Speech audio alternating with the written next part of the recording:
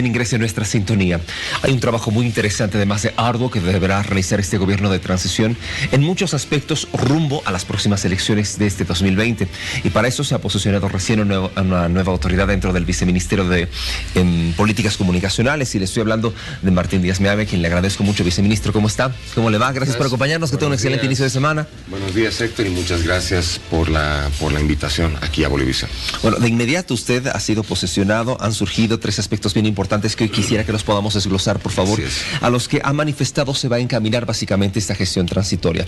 Hablando específicamente sobre ahora la reconciliación, que es uno de los aspectos que le decía, usted ha resaltado en esta conferencia de prensa que se ha dado inmediatamente después de su nombramiento.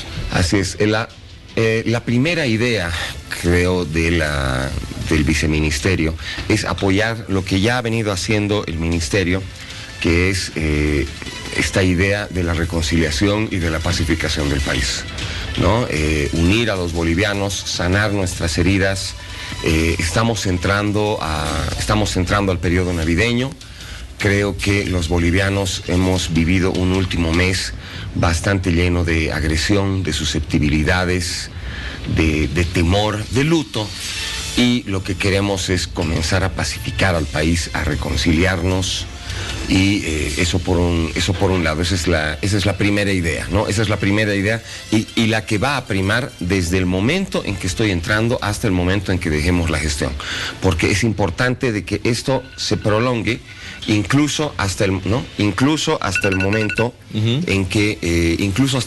en que se llame a elecciones, que es el fin de este gobierno, ¿no? Estamos hablando de esta reconciliación de sectores que de pronto se han mostrado divididos. Hubo muchas circunstancias en medio de las últimas semanas que nosotros hemos vivido acá y se ha sentido, se lo ha percibido en el aire. Sí, es decir, hay diferencias entre sectores. Lo que pasa es que también, te digo, hay un serio problema. O sea, en este momento tú revisas un poco, fíjate lo que ha pasado la semana pasada, hasta yo me he reído un poco. El día de mi posesión, el tema noticioso era el uso de la imprenta oficial del gobierno para imprimir propaganda del MAS. Entonces, donde sea que tú busques un poco, hay un desvío de fondos, hay un caso de corrupción.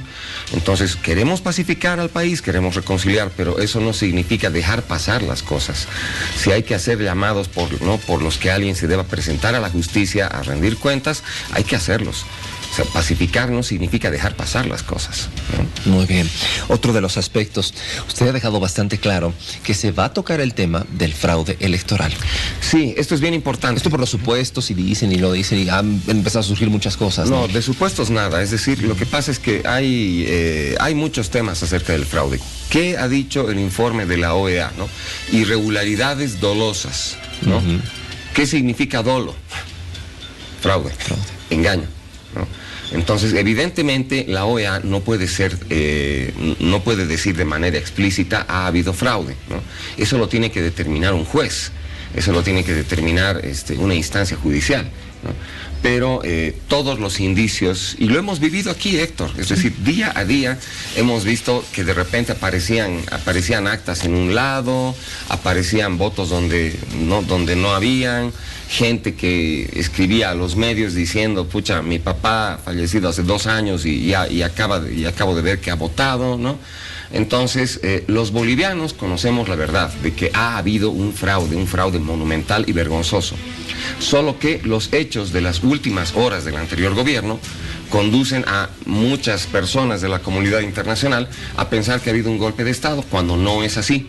Entonces es importante que como bolivianos nosotros demos una voz fuerte, concreta, para decir que no ha habido un golpe de Estado, ha habido una rebelión ciudadana, pacífica, ¿no?, que ha protestado contra un fraude, ¿no?, monumental, demasiado evidente, ¿no?, y que eso ha provocado la caída del anterior gobierno. Muy bien. Tercer aspecto también importante, y es por el motivo que se está desarrollando básicamente todo esto y el gobierno está actualmente dentro de la cabeza, y me estoy refiriendo a esta transición que nos lleva a las elecciones.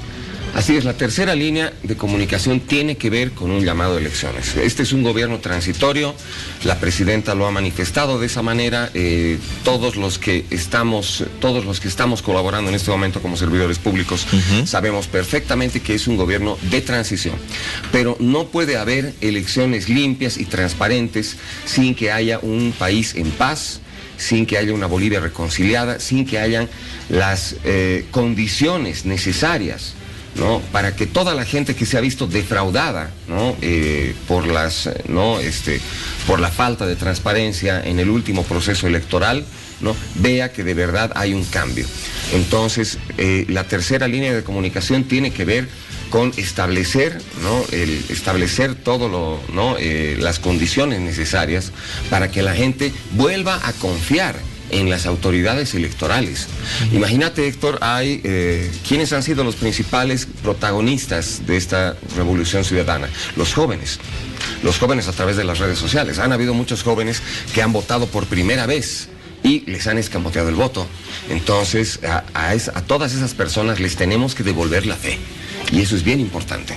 Y usted, que es una persona tan activa en las redes sociales, ¿tendrá algunas conversaciones de pronto como autoridad, no sé, con gente de la resistencia, con movimientos sociales, para tratar estos temas? Porque es importante que lo conozcan. Es parte de nuestra tarea, Héctor, es parte de nuestra tarea escuchar a gente de aquí y de allá, es decir, en un espíritu de pluralidad. Nosotros lo que tenemos que hacer es sentarnos a conversar con personas, no solamente de la resistencia, también del anterior oficialismo, ¿no?, también del MAS. Movimientos sociales. ¿No? Movimientos sociales, ¿no?, porque de verdad han habido movimientos sociales, por ejemplo, que se han desmarcado del oficialismo, han habido movimientos sociales que han dicho, estas personas ya no nos representan.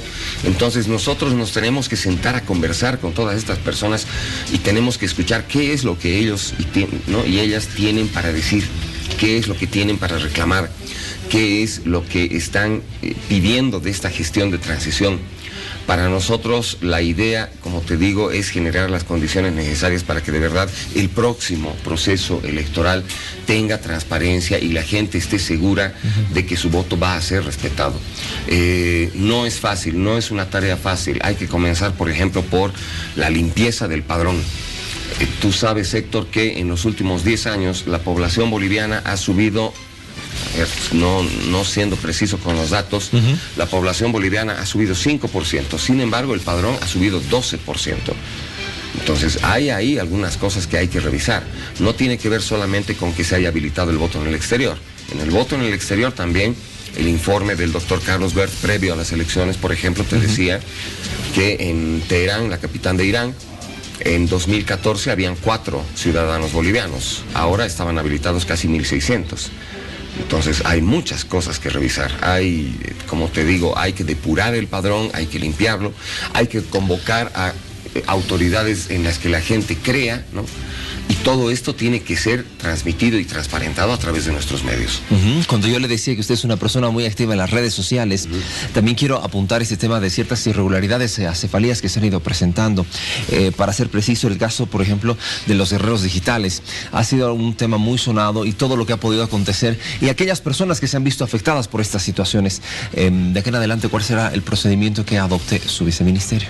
Como te decía, para nosotros el tema es escuchar, hacer una escucha activa y una interacción a través de determinados medios.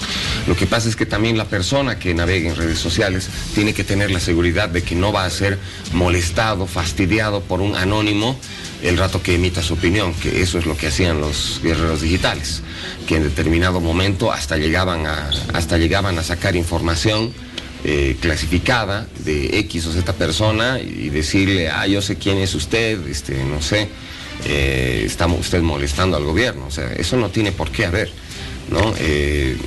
Digamos que algunas redes sociales como Twitter son más, digamos, dadas a que una persona tenga un perfil anónimo, ¿no? Pero no, o sea, la cuestión es no aprovecharse de ese anonimato para molestar a las personas, ¿no? Ahora, ¿usted cree que hay guerreros digitales en la clandestinidad que todavía continúan operando de esa manera? Te cuento que varios de los famosos guerreros digitales se han ido a la clandestinidad durante un tiempo, pero están resurgiendo. y están resurgiendo con cuentas nuevas que tú puedes ver que han sido creadas en noviembre o en diciembre de 2019. Algunas personas que estaban trabajando para el anterior partido de gobierno habían desactivado sus redes sociales y están volviendo a aparecer, también dada una coyuntura bastante particular, ¿no? Yo te decía extra micrófono que yo ya me encontraba desde el miércoles trabajando en el ministerio, elaborando algunas estrategias, y gran parte de este trabajo lo voy a tener que cambiar. ¿Por qué? Porque el viernes en la noche se anuncia que Evo Morales está saliendo de México hacia Cuba y muy probablemente, 99% probable, que se quede en Argentina a partir de mañana martes con la posesión de Fernández, ¿no? ¿Cuál es el detalle? O sea, nosotros queremos pacificar y todo lo que tú quieras, pero no puedes tú querer pacificar mientras alguien va a seguir removiendo el avispero. Entonces, el hecho, bueno, AMLO también, Andrés Manuel López Obrador en México tenía mucha presión por la presencia de Evo, entonces se está retirando de una papa caliente que él tenía, ¿no? Entonces, nuestra idea es pacificar, conciliar, pero tampoco vamos a dar la otra mejilla. Es decir, nosotros no podemos tener una intención de pacificar y conciliar mientras hay gente que quiere seguir pateando el avispero. Entonces, ese es otro pequeño gran detalle. O sea, la idea de pacificar y de conciliar es que el espíritu de paz lo tengamos todo. ¿Y cómo evitará esa situación el viceministerio? No es un trabajo, usted es estratega, entonces sí. No es un trabajo sencillo. No es sencillo. No es sencillo porque, como te digo, nuestra idea es escuchar. Nuestra idea es juntarnos con sectores sociales, juntarnos con sectores de la población, juntarnos con personas que sean representativas de cada sector, hacer un trabajo institucional, ¿no? Y llamar y convocar a la paz. Pero no puedes hacer esto cuando todavía hay gente que quiere agitar. Fíjate las resoluciones que estaba viendo más temprano en tu noticiero del ampliado del MAS el sábado, ¿no? Entonces, la cuestión es llamar a la paz. La cuestión es llamar a la paz y entender que solamente a través de la paz vamos a tener una democracia plena, ¿no? Una verdadera paz, una verdadera sensación de tranquilidad, que no sea una calma tensa, sino un clima que nos permita a los bolivianos continuar viviendo en paz y tranquilidad. Avanzar de la mejor manera. Viceministro, le agradezco mucho por su tiempo, por haber conversado con nosotros y explicarnos un poco más cuál será de aquí en adelante esa estrategia, y esperamos tenerlo más a menudo. No, te agradezco muchísimo a ti, Héctor, y de verdad yo también te voy a llamar para estar más seguido por acá, porque como te digo, la idea es tener un diálogo permanente con la gente, porque ustedes también como medio de comunicación ayudan como un puente, ¿no? entre las autoridades y la población, para decir, o sea, para que ustedes también nos digan, la población siente esto, ¿no? Porque ustedes a través de sus redes sociales también tienen mucha retroalimentación de lo que las personas están sintiendo y pensando, ¿no? Así que te agradezco mucho la invitación al programa. Cuando quiera, por favor, con las puertas siempre abiertas. Martín Díaz Meave, viceministro de Políticas Comunicacionales, ha estado junto a nosotros. Seguimos con más cuando son las 7:11 acá en Al Día. Baña contigo.